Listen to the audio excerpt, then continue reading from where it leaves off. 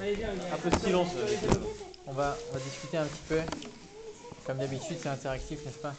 Hein. Alors, euh, cette semaine, on va raconter un petit peu l'histoire. On voit que Yaakov, il sort de chez ses parents. Donc, après avoir étudié à l'Yeshiva, après avoir s'être renforcé avec la Torah de son père, etc., il va sortir chez son oncle, Lavan, pour travailler. On sait que son oncle Lavan, c'était quelqu'un qui n'était pas du tout quelqu'un d'honnête. Donc il va sortir du monde de la Torah, du monde de la sainteté, il va aller dans un endroit assez, on va dire assez difficile à appréhender pour quelqu'un qui est assez intègre comme Yaakov. Il va aller travailler, il va se confronter au monde pour la première fois. On sait que, comme on n'arrête pas d'expliquer à chaque fois que je viens ici, la Torah c'est pas juste des histoires, c'est pas juste des choses qui se sont passées, c'est pas juste une culture. La Torah c'est des enseignements pour nous. Ça veut dire que nous, juifs d'aujourd'hui, qu'est-ce qu'on peut tirer de toute cette histoire que Yaakov il est sorti de chez ses parents, il a été travaillé, etc.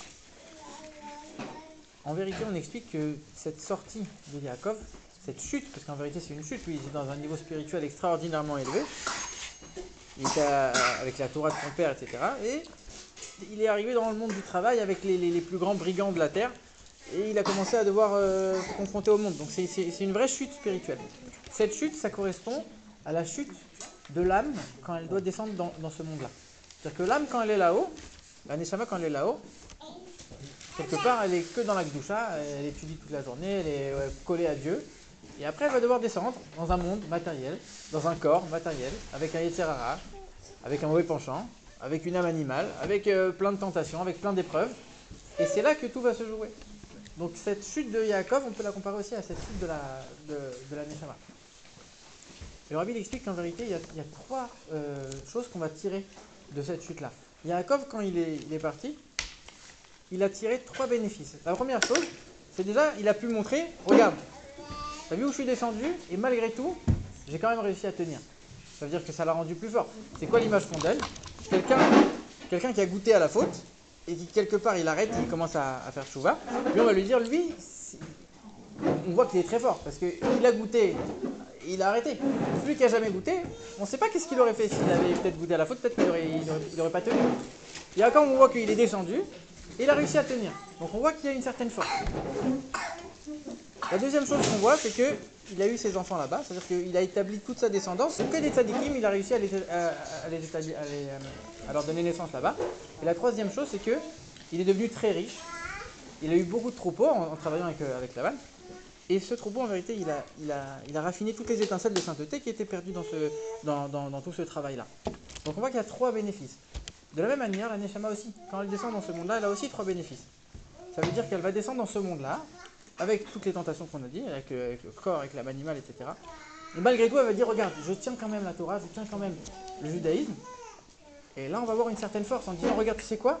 Un juif, même quand il est ici-bas sur terre, il arrive à rester connecté à Dieu. La preuve, c'est quoi? C'est que même quand il faute, il peut faire tchouva. Ça veut dire que même dans la faute, le juif, il reste connecté à Dieu quoi qu'il arrive. Donc là, on voit la force de la connexion, de l'attachement qu'un juif il a avec Dieu. Donc ça, c'est la première étape par rapport à Yaakov. Après, on voit que la deuxième étape, c'était les enfants. Le deuxième bénéfice, c'était les enfants. Il a eu toute sa descendance là-bas. Les descendants, c'est quoi? C'est les bonnes actions, la Torah et les mitzvot. Donc quand un juif il descend ici-bas, il peut faire la Torah et les mitzvot. Et la troisième chose, c'est raffiner le monde. Faire en sorte que le monde matériel, il va être raffiné. Qu'est-ce que ça veut dire? C'est ce point-là qu'on va approfondir. Ça veut dire quoi? Raffiner le matériel. Ça veut dire qu'en vérité, on peut faire plusieurs choses. Soit je vais dire maintenant, moi je vais faire la Torah et les mitzvot, malgré qu'il y a plein de tentations, malgré qu'il y a plein de choses autour de moi, je vais continuer à faire la Torah et les mitzvot. C'est déjà très bien. Mais quand je fais la Torah et les mitzvot, qui c'est qui est acteur dans l'histoire? C'est l'âme. C'est la Neshama toute seule. Parce que la Neshama, elle a envie de faire la Torah, elle a envie de faire les mitzvot. La Neshama, elle est collée à Dieu. Et le Yetzer Hara, on le combat, on le met un peu de côté, on arrive à l'éviter et c'est tout. Mais on ne va pas travailler avec le Yetzer Hara. Alors que quand on arrive à mettre Dieu, même dans les choses matérielles, dans les actions de la vie de tous les jours, quelque part le Yetzer Hara, il va aussi participer. Parce que quand on te dit maintenant, tu vas manger, mais tu vas manger avec une pensée de Gdusha, en essayant de te sanctifier, en essayant de raffiner la nourriture, en essayant de prendre des forces pour servir Dieu. Donc le fait de manger, ça devient quelque chose de sain, quelque chose de kadosh. Quand tu manges, le Yetzirah, il participe quelque part un peu. Donc le Yetzirah aussi va participer à cette élévation, il va aussi participer à toute cette histoire-là. Pareil, pour toutes les choses de la vie, on avait déjà expliqué l'année dernière qu'en vérité, un juif, c'est pas que à la synagogue qui va se rapprocher de Dieu. Un juif, chaque étape de sa vie, le matin, quand il va mettre ses lacets, il va attacher sa chemise, il va aller au travail, il va manger, il va dormir, il va se reposer, il va travailler. Chaque chose, elle est faite en vérité pour un but qui est un but qui est pour servir apporter quelque chose dans le service de Dieu. Donc ça veut dire que il y a pas de limite. Cet attachement à Dieu, il n'est pas limité à quoi que ce soit. C'est pas limité à la synagogue, c'est pas limité à la prière, le moment de la prière, le moment de l'étude. C'est un attachement à Dieu qui participe dans chaque événement de la vie, chaque étape de la vie. Donc ça, c'est beaucoup plus fort. C'est pas seulement que j'ai fait la Torah et par ça j'ai raffiné le monde. J'ai réussi à faire en sorte que dans chacune de mes actions, je vais faire pénétrer un peu Dieu. Mais ça reste encore personnel. Ça veut dire que j'ai mis Dieu dans ma vie à moi, avec mes tentations. J'ai réussi à résister. Et en plus, j'ai réussi aussi à le mettre un peu dans les choses matérielles que je vais faire. Mais ça reste limité à moi. Par contre, qu'est-ce que je vais apporter au monde? Ça, c'est encore une troisième étape. Et c'est ça c'est ça qui est mis en valeur ici dans cette troisième étape. C'est le fait que quand Yaakov il est sorti, il a commencé à se confronter au monde. Il est devenu riche. Pourquoi on précise que Yaakov il est devenu riche et qu'il avait beaucoup de troupeaux? D'ailleurs, c'est assez intéressant parce que quand on regarde la différence avec Esav, on dit que Esav il était chasseur. La chasse, ça n'a jamais rapporté d'argent à qui que ce soit. C'est-à-dire que Yaakov il était dans l'argent, il était dans le business finalement. Esav, c'était bon, il n'était pas tellement intéressé par l'argent. Il y a même des commentateurs qui disent que Esav il était très spirituel et il s'occupait que des choses spirituelles. Il avait aucun contact avec les choses matérielles. Il dit au contraire, lui, c'était que ce qui restait un peu abstrait, etc. Et Yaakov, c'est l'homme du business. C'est très intéressant. Pourquoi? Parce qu'encore une fois, ici, on est en train de montrer que il n'y a pas de différence en fait. Il n'y a pas de différence entre le spirituel et le matériel. Pour un juif, c'est la même chose. On doit travailler avec les deux. De la même manière qu'on doit étudier, qu'on doit prier, qu'on doit faire la Torah, qu'on doit faire les mitzvot.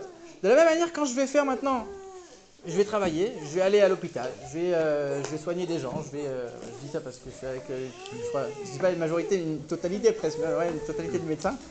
Ça veut dire que je vais avoir un examen, je vais avoir un cours, je vais avoir une thèse en l'occurrence, je vais avoir quoi que ce soit, une situation commerciale ou un événement dans la vie qui a priori n'a rien à voir avec la Torah. Il faut se poser la question, comment je peux faire pour mettre Dieu là-bas? Dieu, il n'est pas limité que à la Kedusha. Dieu, il peut se mettre partout. C'est juste à nous de le faire rentrer partout. Il y avait un grand rabbi, je ne me rappelle plus son nom, un grand rabbi qui disait, on lui a posé la question, on lui a dit où Dieu se trouve, où Dieu il est. Je crois que c'est le rabbi Marash. Il lui dit, Dieu il est partout où on le laisse entrer. C'est-à-dire qu'en fait, c'est à nous de savoir dans quoi je vais mettre la divinité.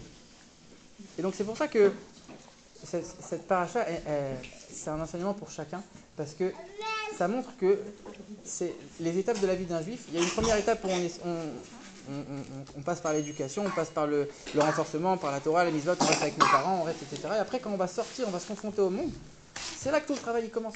Et contrairement aux autres religions, où il y a soit que le spirituel, soit que le matériel, dans la vie d'un juif, il n'y a pas de limite. Et les deux ne sont qu'un. Il n'y a pas un qui est plus mis en avant que l'autre. L'un est la continuité de l'autre. Et tout notre but, c'est d'essayer de travailler de cette manière, d'essayer de faire en sorte que, quand l'expression de dire on va faire de ce monde-là une demeure pour Dieu. Ça, Alexandre n'était pas là, on avait discuté de ça il y a un an, je crois. Il n'était pas très d'accord. Ça, c'est quoi de faire de ce monde-là une demeure pour Dieu? Faire en sorte que dans le matériel lui-même, Dieu il va pouvoir résider. Ça, finalement, c'est le but de la création du monde. Et c'est ça que cette paracha vient nous rappeler, que dans chaque détail de notre vie, on doit se poser la question, comment je peux faire pour mettre Dieu, pour faire parvenir Dieu aussi là-bas, dans chaque petite chose du quotidien. Et ça, c'est tout le travail d'un juif. Voilà.